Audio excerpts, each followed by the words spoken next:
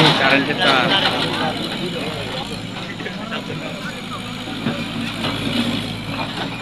কারেন্টের তার বহিষ্কার কত রঙের কথা আর মূলত বের করছে কে তাড়াতাড়ি করবো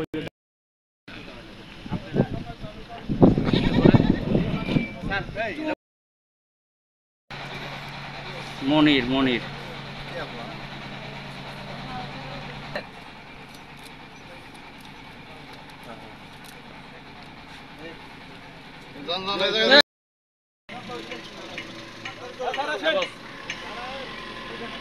বৈধতা নিয়েও প্রশ্ন রয়েছে এবং তাদের কাগজপত্র যেগুলো আমরা দেখলাম তাদের অনুমোদনহীনতাও কিন্তু আমরা দেখেছি এবং তাদেরকে প্রত্যেককে আমরা 6 লক্ষ টাকা জরিমানা করেছি। এর মধ্যে 2টি ভাটায় কিন্তু আমরা আংশিক ভেঙে ফেলেছি, ক্লিন যেটি আছে ক্লিন ভাঙা হয়েছে এবং প্রত্যেকটি বিষয়ে আমরা ডিসির সাথেও আলাপ করব।